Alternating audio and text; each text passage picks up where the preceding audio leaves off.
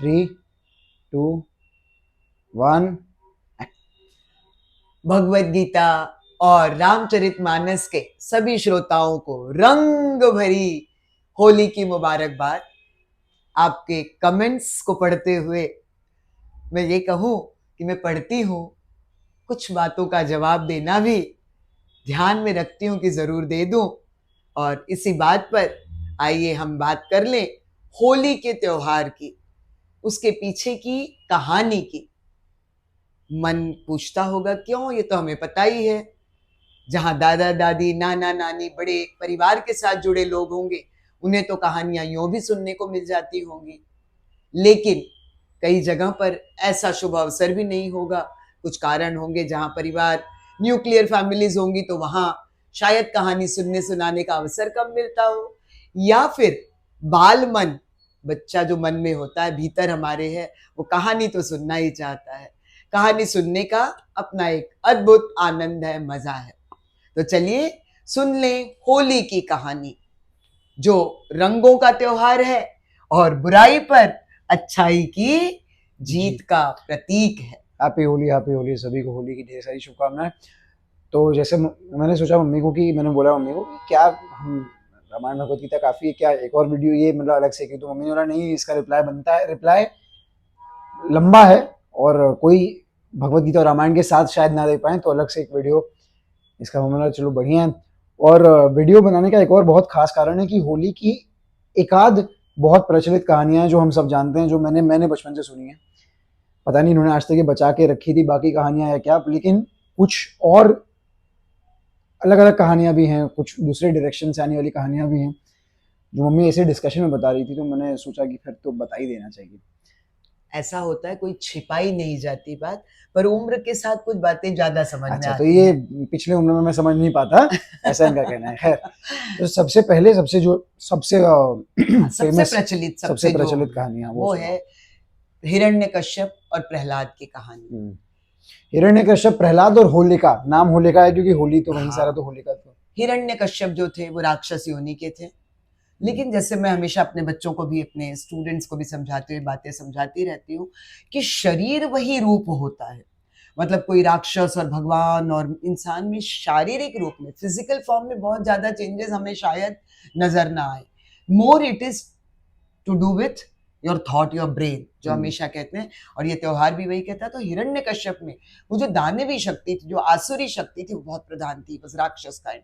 तो उसने अपनी शक्तियों से पूरे विश्व को अपने, न सिर्फ अपने अंडर में कर लिया था, कंट्रोल में, और ईश्वर से भी वरदान पा लिया था। क्या वरदान पा लिया था कि न वो दिन में मरेगा, न रात में, न वो सुबह मरेगा, न शाम को मरेगा। नहीं, न दिन में मरेगा न रात में, न अस्त्र से मरेगा न शस्त्र से। हाँ, आप सुबह शाम वाला मत, सुबह शाम शब्द गलत हो गया, क्योंकि मारा शाम को, मतलब दिन शाम में भी उसको ना, सांझ में। हाँ, उसको कहते हैं गोधूली। नहीं, मैंने क्लियर शब्दों में था कि शाम यानी वो सांझ और रात के बीच का समय। मैंने तो वैसे ठीक है, सुबह शाम नहीं कहना चाहिए, पर मैं बता रही हूँ तो फॉर स्पेसिफिकेशन। स्पेसिफिकेशन इस तरह था कि न दिन में न रात में, न अस्त्र से न शस्त्र से, न किसी इंसान से न किसी जानवर से, न घर में न बाहर, यानी इस तरह। अब क्या है, हमारी अपनी बुद्धि की भी एक अपनी लिमिटेशन है ना। जैसे मैंने अभी बात कर दी, सुबह शाम कह गई मैं, तो जो कि गलत था यहाँ पर। गलत क्योंकि गलत इन द सेंस उस कहानी के संदर्भ में गलत से, मुझे पता है वैसा गलत नहीं। तो उसी तरह की एक लिमिटेशन, और वो भी इसलिए क्योंकि परसीव क्या करेंगे, शाम और सांझ को कई बार सेम समझा जाता है। बिल्कुल बिल्कुल, पर वैसे आपको मैं बता दूं सेम नहीं है। सुबह शाम अपने आप में डिफरेंट कॉन्सेप्ट है, और उसके बीच में दरअसल सांझ भी नहीं होता, वो होती है गोधूली बेला। वो होता है जो डस्क वाला टाइम, वो डस्क होता है। तो दैट्स नॉट इवनिंग, वो शाम में नहीं आता। खैर, तो कहानी पर मैं आती हूँ। तो इस तरह अपनी सीमित, अपनी लिमिटेड बुद्धि में हिरण्यकश्यप ने सब कुछ मांग लिया, और इस गुरूर में जीने, ये ब्रह्मा भगवान से मांगे थे ना? हाँ, ब्रह्मा से, रचयिता से। और इस तरह वो इस भ्रम में हो गया कि अब तो मैं अमर हो गया हूं, अब मैं, कोई मुझे मार ही नहीं सकता। और विधि का विधान है कि जो हम लोगों को तो देख सकते हैं, लेकिन स्वयं को देखने के लिए कई बार हमें आईने का सहारा लेना होता है। शायद इसलिए ईश्वर ने उन्हीं के घर में प्रहलाद जैसा पुत्र। अच्छा, लेकिन ये एक स्पेसिफिकेशन मिस कर दिया आपने कि हिरण्यकश्यप किसी को विष्णु भगवान की पूजा नहीं करने देते थे। और उनके चूंकि पूरे वो राज्य स्वयं को में। भगवान मानने लगा था, तो उसका ये मानना था कि मेरी पूजा करो, विष्णु की पूजा कोई नहीं आई करेगा, कोई एम द वैष्णव, गॉड। हाँ कोई वैष्णव नहीं, सब साधुओं को बस मार दिए थे, सब। जो भी पूजा करता था सबको मार और दिए इसलिए उन्होंने सभी विष्णु भक्त, सभी ईश्वर भक्तों को, इस थे। तरह कहूं तो उनका विनाश करने लगा। और पाप का घड़ा किसी न किसी रूप में भरता ही है। मैं उसे यूं ही देखती हूँ, मैं अपनी तरह से यही समझती हूँ कि जब हमारे कर्म बहुत अति में गलत होने लगते हैं, तब कहीं ना कहीं उसका विनाश का समय हमारा आ जाता है। और हिरण्यकश्यप के विनाश का समय इस तरह आया कि उनके अपने ही पुत्र, उनके अपने ही घर में प्रहलाद की जन्म हुआ, उनकी उत्पत्ति हुई, और वो थे नारायण के अखंड भक्त, सतत नारायण नारायण भजते थे, जिसके कारण हिरण्यकश्यप को उनसे बहुत नाराजगी थी। समझाने के बाद भी जब वो नहीं माने, तो उन्होंने कहा अब तो तुम्हें इस धरती पर जीने का हक ही नहीं है। अच्छा, इसमें ये भी एक बहुत वो है कि हिरण्यकश्यप ने प्रहलाद को मारने की बहुत कोशिशें की, जैसे कंस ने कृष्ण को मारने की जैसे कोशिश की कंस थी, ने कृष्ण को जैसे मारने की, मीरा को, राणा ने मीरा को मारने की हाँ मीरा कोशिश को की मारने की थी। कोशिश की गई थी। तो फिर मैं पुनः अपना वो जो जनरली मुझे अच्छा लगता है कि बच्चे समझें, तो मैं ये कहूंगी ये सब एक तरह के प्रतीक भी हैं। आज के समाज में भी ऐसी स्थितियां हमको देखने मिलती हैं। उसका फॉर्म अलग होगा, उसका जो बैकग्राउंड होगा, उसकी जो परिस्थितियां होंगी वो अलग होंगी, लेकिन बुराई अभी भी चल रही है। उससे लड़ना, उसको खत्म करना, उसका विनाश करना आज भी उसी तरह चल रहा है। ऐसी बहुत सी चीजें हैं। फिलहाल मेरे दिमाग में बहुत कुछ आ रहा है, लेकिन उसको बताने में जाऊंगी तो कहानी बहुत ही ज्यादा लंबी होगी। तो मैं ये बताऊंगी कि फिर कहानी पर आती हूँ कि प्रहलाद को मारने की तरह तरह से कोशिश की, शेर के सामने मतलब छोड़ दिया, बहुत तरीकों से, हाथी हाँ। के सामने सब कुछ। और अंतिम शस्त्र अस्त्र जो हिरण्यकश्यप ने यूज किया वो थी उनकी अपनी बहन होलिका, जिन्हें कहते हैं, अब कहानी को जिस फॉर्म में भी लोग ले लें, मैंने जो अपने बचपन में सुनी कहानी थी उसमें ये मुझे बताया गया था, जो मुझे लॉजिकली मेरे दिमाग में भी फिट हो गई, कि उन्हें कुछ इस तरह की चादर जैसी चीज प्राप्त थी, जिसे वो ओढ़ लेती थी तो उन्हें कोई भी पंच तत्व एंड विशेष तौर पर अग्नि उनका बाल भी बांका नहीं कर सकती थी। और हिरण्यकश्यप ने उसका प्रयोग करने की बात सोची। ऐसा मैं मानती हूँ। कभी मुझे एक सिर्फ फीकी सी याद आती है कि जब मेरी दादी, जिन्हें हम अय्या कहते थे, तो वो बताती थी कहानी, तो कहती थी भले उसने, मैं थोड़ा भोजपुरी में बोल देती हूँ, कहा भैया वो कहले होई मारे के ओकर भयवा, लेकिन ओकर मन ना भयल हुई, एकरे नाते वो ठीक से चदरा ना ओढ़ले। इन द सेंस कि वो थी तो बुआ, तो कहीं वास्तव में दिल से उसकी मारने की इच्छा नहीं हुई, लेकिन भाई के आगे, उसकी उस क्रूरता के आगे कहीं वो नतमस्तक हो गई। मैं फिर इसे भी सही इसलिए मानती हूँ कि कई बार हमारे अंदर वो शक्ति नहीं हो पाती कि हम विरोध कर पाए। खैर, होलिका ने, मैं तो इसको अलग तरीके से देखता हूँ। देखो, एक जो आपने कहानी बोली वो ये कि दादी जो आपकी अय्या बताती थी वो ये था, जो प्रचलित कहानी वो ये है कि विष्णु भगवान ने उनको बचा लिया, प्रहलाद को बचा लिया, अब है ना। अब यही मैं बोलूं कि हम ब्रह्मास्मि से इसको जोड़ दो बिल्कुल कि होलिका के अंदर का जो गॉड तत्व था, वो विवेक जागृत हाँ हो गया, वो कहीं से जागृत अब हुआ, इसको जो भी। किसी भी तरीके से इसीलिए देखो। मैंने ये बात बताई कि व्यक्ति कई बार किस तरह से, और ईश्वर की महिमा हरि अनंत, हरि कथा अनंता, तो उसके फॉर्म को देख लें। और मतलब कहते हुए फिर मेरा रोम रोम पुलकित होता है कि ईश्वर किस तरह बाल न बांका कर सके। तो ईश्वर की महिमा कितनी अनंत है कि यदि ईश्वर चाहे तो बाल न बांका कर सके, जो जग बैरी होए।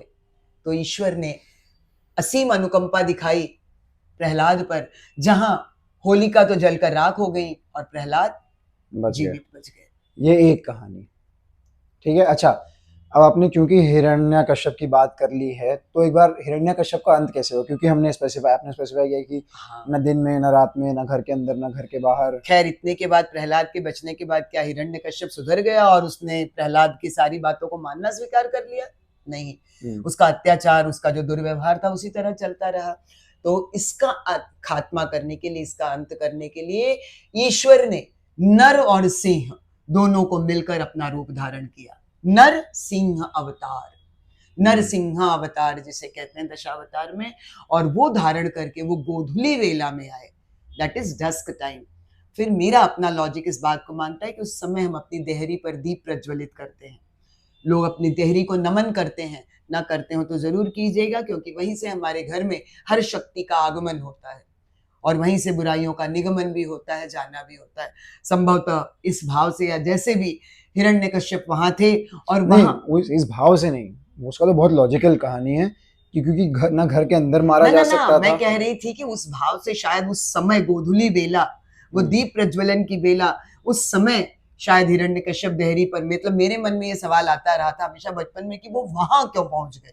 तो वो वहां शायद उस समय पहुंचे हों, कोइंसिडेंस जिसे हम कहते हैं ना कि मेरा यहाँ जाना और सो आना, वो इस तो फिर तरह। जब तय था, जब लिखा था। हाँ मैंने, और कैसे संभव हो सकता है वो।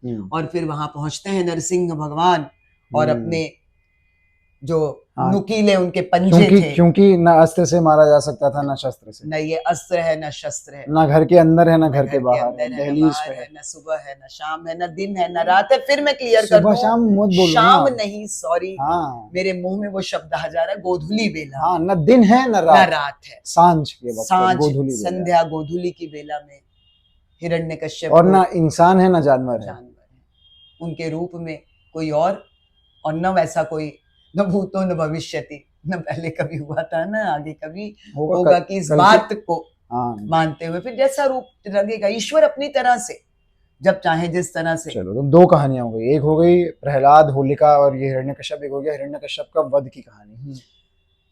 एक आप बता रही थी कृष्ण भगवान और राधा जी की कहानी है, कहाँ जो रंग का जिसमें और भी वर्णन गीत है। सुना होगा, चूंकि मैं बहुत मधुर नहीं हूँ गाने में तो मैं उसको शब्दों में प्रस्तुत कर देती हूँ।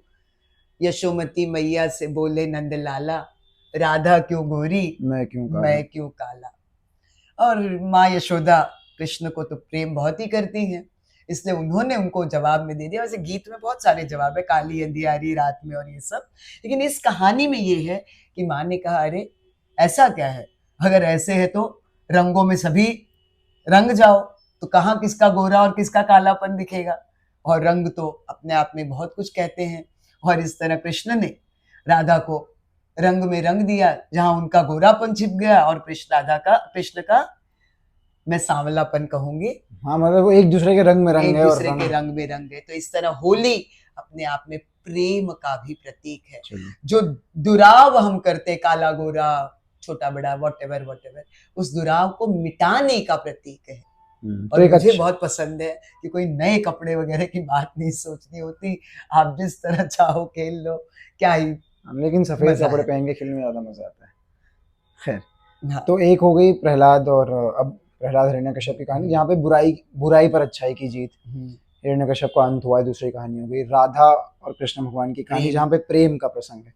एक आप बता रही थी कि शिवजी और पार्वती माँ की कहानी है, वो ऐसा कहते हैं कि माँ पार्वती जब एक फॉर्म में पहले जब दक्ष सुता के रूप में वो हुआ, तो फिर उन्होंने पुनः शिव को प्रसन्न करने के लिए तपस्या शुरू की, और तपस्या करते हुए कामदेव मदन देव से मदद मांगी और कहा कि कृष्ण वो शिव जी की तपस्या भंग करना चाहे, क्योंकि तब तो जैसे जनरली हम चाहते हैं ना, यू लुक एट मी, हम अपने मतलब शिव जी योग कर रहे थे, ये उनकी तपस्या भंग करना चाह रहे थे। साधना में जब वो लीन थे तो ये उनकी तपस्या भंग करना चाह रही थी, और उसके लिए इन्होंने कामदेव का सहारा लिया और कामदेव ने भी मदद कर दी। नहीं, कामदेव ने मदद की ना, जब कामदेव गए उनकी भंग करने तो शिव जी को क्रोध आया और मार दिया उन्होंने, और शिव जी ने तो कामदेव का हनन खत्म अपनी तीसरे नेत्र खोलकर।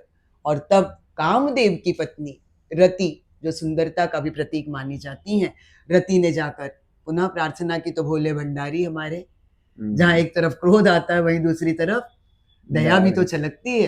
तो उन्होंने रति की बात मान ली और पुनः कामदेव को उन्हें तो अंतरित कर दिया, और दुनिया में फिर पुनः रंगों की बौछार आ गई। और तो इसी तरीके से होली अच्छाई पर बुराई की जीत, प्रेम की जीत, प्रेम का त्योहार, सौंदर्य का त्योहार। और सौंदर्य इसलिए क्योंकि रंग भी हैं, कलर्स भी हैं। और एक और आप जो बताई थी, अब ये कहानी नहीं लेकिन अलग अलग तरीकों से, जैसे होली का दहन जो होता है, जो उसमें जो होलिका के लिए जो लगाया जाता है ना, उसको संबत कहते हैं। संबत। हाँ, अब वैसे जैसे जब होलिका को रखा गया था प्रहलाद तो कहते हैं कि उन्होंने चिता बनाने की कोशिश की थी, पर चिता तो क्या है जिस पर मृत व्यक्ति रखा जाता हाँ, तो है, हम लोग जो जलाते हैं सब जगह, वो चिता नहीं होती वो ना। चिता नहीं है। चिता पर प्रभु किसी को ऐसे दुखद स्थितियों से कम ही माना कि वो सत्य है, लेकिन तो वो चिता नहीं है। वो उसको इसलिए देखो, चिता पर जो लकड़ी होती है उसको रखने का, उसको लिटा कर रखा जाता है, ये लकड़ी न्यो खड़ी उसको क्या रखी बोलते हैं? जाती है, संवत। संवत कहते हैं। वैसे ये एक प्रतीक भी है, ये हमारा जो हिंदू कैलेंडर है वो विक्रम संवत के नाम से जाना जाता है। राजा विक्रमादित्य के नाम से जो विक्रम संवत के आधार पर, जो जैसे मुगलों के वहां पर हिजरी कहा जाता है, जिसकी जो चांद की स्थिति पर डिपेंड करता है, और चांद की जो वो कला है वो 29.5 दिन की होती है, इसलिए वो चांद की पोजीशन पे जो हमारे त्योहार डिपेंड करते हैं। तो सॉरी, मैं तुमने क्या बात का जवाब दे रही थी और मैं, हाँ, नहीं तो जो जलाते हैं वो क्यों जलाते वो संवत है, तो कहते हैं वो संवत को जलाना। अब वैसे हमारे पूरे भारतवर्ष में जो पूर्व वाला, जो उत्तर वाला जो इलाका है, वहां पर पूर्णिमांत महीना होता है, यानी पूर्णिमा से महीना अंत होता है और अगले दिन नया शुरू होता है। जैसे फाल्गुन की पूर्णिमा के दिन होली जलाई जाती है, दैट इज होलिका जलाई जाती है, और अगले दिन होली रंगों से, धुलेटी जिसे कहते हैं, रंग पंचमी भी जिसे कहकर लोग मनाते हैं, वो खेला जाता है। तो ये एक तरह से पुराने वर्ष का अंत भी है। विक्रम संवत हमारा, तो वो जो इसलिए भी वो संवत कहलाता होगा, ऐसा मैं अपनी दो और दो जोड़कर, हाँ, वो I am not very sure, पर मैंने उसको विक्रम संवत और उसको संवत कहते हैं इस आधार पर मैंने कि इसलिए होली को न्यू ईयर भी कहा जाता है, मतलब नया साल। बिल्कुल नया साल, मतलब जहां पर वैसे इसके जस्ट बाद जब गुड़ी पाड़वा आता है तो महाराष्ट्र वगैरह में तो नया साल वही मानते हैं वो। तो यही ये 15 दिन का अंतर हो ही जाता है, क्योंकि वही, हाँ, पूर्णिमांत और अमावस्या अंत वाली बात है। और इस तरह ये नए वर्ष का आगमन है, तो नए वर्ष के आगमन में, क्योंकि बसंत पंचमी में बहुत से फूल पत्ते सब खिले, फूल खूब होते हैं, इसलिए फूलों के रस से लोग। अच्छा, और होली का जो संवत जो आप बोल रही है उसमें कई लोग चढ़ाते भी हैं, मतलब अपना अनाज चढ़ाते हैं किसान। हाँ, और वैसे वो रबी क्रॉप्स का भी अभी वो हुआ रहता है, रबी की फसल उगी रहती है, और विशेष तौर पर चना, दाल, ये सब पल्सेस और ये सब हमारे, हाँ, सब्जी जिनके यहाँ जो जो उत्पन्न होता है वो उसको डालते हैं। इससे थोड़े दिन पहले जब बैसाखी मनाए रहते तो खील बताशे भी डालते हैं, तो ये सब अग्नि को समर्पित करते हैं। अब अग्नि को क्यों?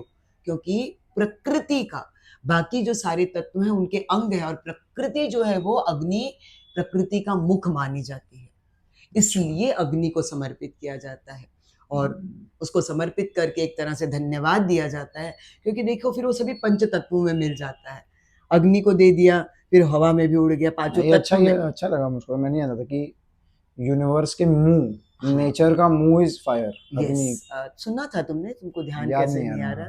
याद नहीं, पंडित पाठक जी ने बताया था, तो उनके मुख में डाल दिया तो हवा पानी धरती, था नहीं तभी जब वो बताया था। अच्छा, तो हवा पानी धरती आकाश सब में उसका फॉर्म पहुंच ही जाता है। वैसे एक अच्छा सा उदाहरण है, चूंकि नहीं याद आ रहा तो मतलब प्रविष्ट को बताते बताते आप भी जान ले कि कैसे वो मुख है, कैसे मुख में हम कुछ डालते तो उसका स्वाद हमें मिलता है, ऐसे अग्नि में कुछ डालते हैं तो स्मेल उसकी आती है। अब आप अग्नि में मिर्ची डाल दीजिए, शायद अच्छी वाली चीजों का एहसास कम होता होगा, एक बार मिर्ची डालकर देखो, जब आग छी छुक छुक पुक पुक सब शुरू होता है तो हमें एहसास हो जाता है। तो इस तरह अग्नि को समर्पित किया जाता है और अग्नि देवता की आराधना की जाती है। और एक लास्ट वो बता दो कि उत्तर भारत वाला, हाँ नहीं होता, वही फाग वाला जो आप बता रही थी कि इसमें भी बहुत सी हर जगह की अपनी परंपराएं होंगी। गाने वाला है, अरे अब बता रही हूँ। तो उत्तर भारत की जो 2-3 परंपराएं प्रमुख जो बता दूं, जैसे जिस दिन होलिका दहन होना होता है उसके उस दिन विशेष तौर पर जैसे बुकवा कहते हैं, उबटन, मतलब वहां पर बुकवा और उबटन, यहाँ जैसे फैंसी उबटन में तो बहुत कुछ पड़ता है, चंदन वंदन, लेकिन जो हमारा देसी उबटन होता है वो राई का, सरसों से बनता है, उसको उबाल कर या उसको भून कर लगाते हैं हम, और उसको लगाते हैं। और उसका मुख्य मजा क्या है देखिए, एक तो हमारे शरीर के रोम छिद्र खुलते हैं, सफाई होती है, उसकी जो लीझी कहते हैं जो निकलता है उसको अग्नि को समर्पित किया जाता है। इन अ वे हम सभी विकारों का शमन करना यानी दबा देना, खत्म करना, विकार यानी बुराइयां जो हमारे शरीर से वो निकल जाए, रोम खुल गए और उसको भी हम लोग उसमें अग्नि को समर्पित करते हैं कि समाप्त कर दो। यानी मुझे ये सनातन की परंपरा पसंद है कि हम कहीं यहाँ वहां नहीं फैलाना, उसको खत्म करना। हाँ खत्म करने में हम विश्वास रखते हैं। और फिर उसके बाद उस पर तेल वेल लगता है, तो उसके बाद जब आप खेलोगे रंग तो आपकी चमड़ी को भी नुकसान नहीं होता। दूसरा, इस दिन ऐसे तो बहुत से पकवान बनते हैं, विशेष तौर पर इस दिन गुड़ गुजिया बनाई जाती है। गुड़ गुजिया में अब आजकल हम ज्यादा तो ये खोवे मावे वाली गुजिया बनाने लगे हैं, लेकिन जो देसी चीज है वो गुड़ गुजिया, जिसमें गुड़ में सौंठ डालकर बनाते हैं। और फिर होली खेलकर आओ और गुड़ और सौंठ वाला खा लोगे, वो शरीर को हेल्थ वाइज अच्छा है। तीसरी चीज, फाग गाया जाता है, और थोड़े से अश्लील गीत भी इसमें लोग होते हैं जो संवादों में गाते हैं, जिसको कहते हैं कबीरा सारा रा रा रा। तो उसमें पहले के समय में अधिक होता था, अब तो जब भौजाइयां घर के अंदर से और उनके ये अच्छा, ये घर के अंदर और बाहर तो औरतों वाला ये भी है, लेकिन बरसाने में तो भी होता है ना लठमार होली। का तो लठमार होली होती है, जहां पुरुषों को अपने आप को बचाना होता है। हाँ। मैं वही कहूंगी, वहां भी यही एक प्रकार है। यहाँ वो लोग घरों से मारती हैं और फिर देकर तो गाने देते हैं, और उसमें जो वो वार्तालाप करते हैं गीत में, तो वो भी एक अद्भुत आनंद होता है, मजेदार होता है। मैं तो यही कहूंगी कि रूप उसका बदला होगा, लेकिन टेक्नोलॉजी ने उससे फिर एक पुनः नया जीवन दिया है। जो बीच के दौर में हमें पाने लेने में शायद दिक्कत होने लगी थी, टेक्नोलॉजी को अगर सही तौर पे हम यूज कर रहे हैं तो ये एक तरह से ईश्वर का वरदान है। सारा रा रहा है, वहां से दूसरा सारा रा रा करें, जैसे हम आपसे कहते हैं और आप अपना कबीरा प्रश्नों के द्वारा देते हैं और हम जवाब देकर, ईश्वर करे इसी तरह जीवन का ये रंग सबका बिखरता रहे। थोड़ी बहुत यहाँ वहाँ कुछ उतार चढ़ाव आए, ईश्वर उसे पार करें, सहने की शक्ति दे। इसी सद्भाव के साथ सभी को इस रंग भरे त्योहार की रंग भरी अनंत शुभकामनाएं। हैप्पी होली।